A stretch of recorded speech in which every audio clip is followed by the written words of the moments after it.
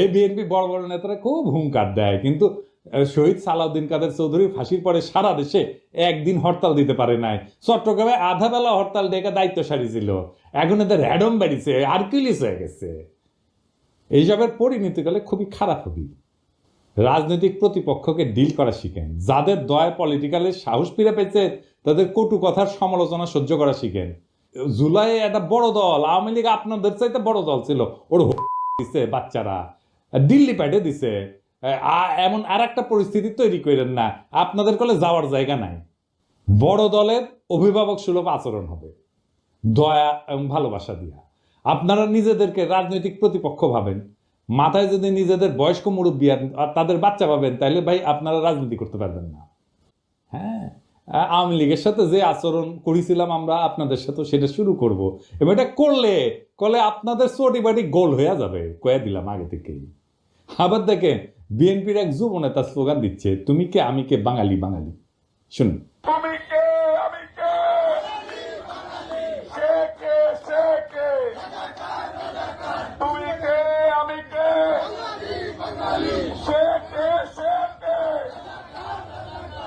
বিএনপির আদর্শ হইতেছে বাংলাদেশি জাতীয়তাবাদ।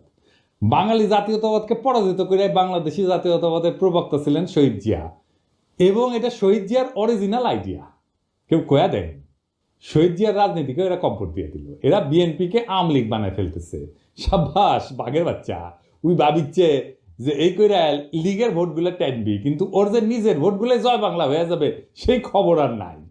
তো এই নয়ন সম্পর্কে শোনা যায় নাকি প্রচুর চাঁদাবাজি করেছে, জানি না। নয়ন, তুমি কিছু মাইন্ড করো না, শুনিচ্ছি আর কি, সত্য মিথ্যা জানি না। তবে নয়নের কাছেও এই অনুসন্ধানী সাংবাদিক, হ্যাঁ, ওই চান্দা চাইছিল, এটা নয়ন নিজেই কইছে, শুনেন। উনি তো সেনাবাহিনীর মানে বহিষ্কৃত কর্মকর্তা, উনি সেনাবাহিনীতে চুরি করেছে, উনি মাদক এডিক্টেড, যে কারণে ওনার চাকরি চলে গিয়েছে। উনি তো আমার কাছে চাঁদা চাইছে, আমার কাছে লোক পাঠাইছে চাঁদার জন্য।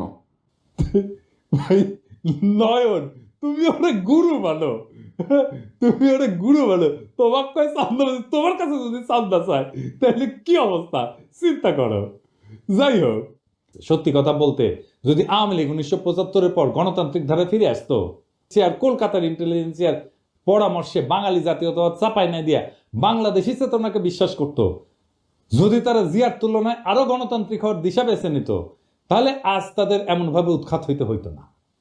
তাই আজ যারা বাঙালি জাতীয়তাবাদের পতাকার নিচে বুক চাপড়ে কাটতেছেন, তাদের অনেকেই শেখ হাসিনার ওই ভারত ঘেঁষা রাজনীতির বিরুদ্ধে আপত্তি করেন নাই, কিন্তু বরং নিজেদের ভিতরের ইসলাম বিদ্বেষ থেকে জামাতকে গালি দিচ্ছেন, জিন্নাকে গালি দিচ্ছেন, বাঙালি জাতীয়তাবাদকে ধর্ম বিদ্বেষের হাতিয়ার বানাইছিলেন। শুধু তাই না, হাসিনার নির্মম নির্যাতন, নিপীড়ন, গুম, খুন, হত্যাকাণ্ডে তারা নীরব সমর্থন দিচ্ছেন। বিদেশে লুটপাট করার টাকা ভাগাভাগিতেও তারা মুখ ফেরায় থাকেনি, এবং এরই ফলাফল হলো আজকের এই পরিণতি, আওয়ামী লীগের পতন আর জামাতের উত্থানের বাড়তি সুযোগ। শফিক ভাই মানুষের মন জয় করে ফেলছে।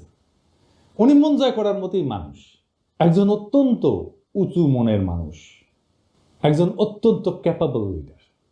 শফিক ভাই দ্রুত আরোগ্য লাভ করেন, আবার রাজনীতির মঞ্চে ফিরে আসেন।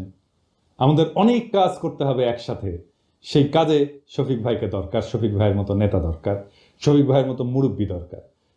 আমরা চাই আমাদের নেতা আমাদের মতোই হোক, আমাদের মতোই রক্ত মাংসের মানুষ হোক, আমাদের মতোই দুঃখ পাক, আমাদের মতোই কষ্ট পাক, আমাদের মতোই কান্না করুক, আমাদের মতোই ভালনারেবল হোক। আমাদের রাজনীতিতে সেই রকম নেতা সবাই হয়ে ওঠেন। আমরা সেই কামনা করলাম, সেই নেতারাই আগামীর বাংলাদেশ নির্মাণ করতে পারবে।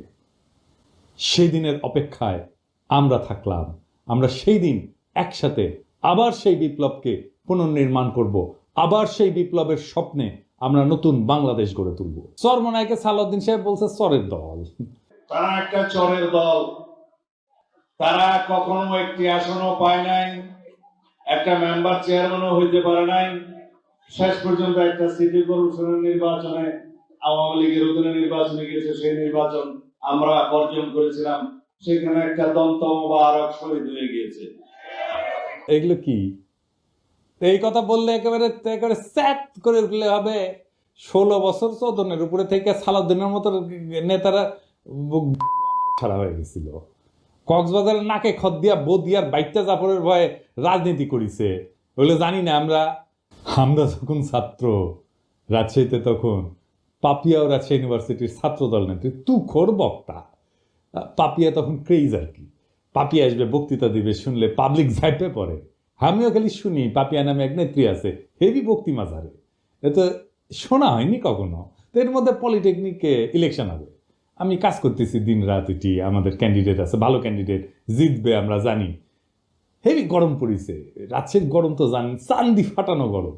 তো পাপিয়া আসিছে প্যানেল পরিচিতি অনুষ্ঠানে, গরমে ত্রাহি ত্রাহি অবস্থা। তো পাপিয়া বক্তৃতা দিতেছে ওই প্যানেল পরিচিতি, ছাত্রদল এই নির্বাচনে জিতবে, সেদিন ওরা যে কান্না করবে, সেই কান্নার পানিতে যে বন্যা হবে, সেই বন্যার পানিতে আমরা সাঁতার কেটে কেটে উল্লাস করব। ওই যে গরম, ওই গরমের চাইতেও বেশি গরম নিয়ে আমরা বিজয়ী হব। এর মানে কি? সেই দিন বাগে খেয়েছে, তারপরে 36টা বসন্ত পার হয়ে গেছে, তাও গরমের চাইতে বেশি গরম, এই কথার মানে বুঝি নাই। আপনারা বুঝিছেন? হ্যাঁ, বুঝেন নাই? এই জন্যই কবি পুলক বন্দ্যোপাধ্যায় লিখেছিল, তুমি কি যে বলো বুঝি না, তোমার মুখের পানে চাহিলে আমি কিছু শুনি না। তুমি কি যে বলো বুঝি না। আল্লাহর কি অসীম কুদরত। কিছুদিন আগে এই গরমের উপরে থাকা কথাটার মানে বুঝেছি। এটা নাটকের ক্লিপ দেখে আপনারাও শুনেন, এই যে এটা। আর চেহারা তুমি মাশাআল্লাহ ভালো।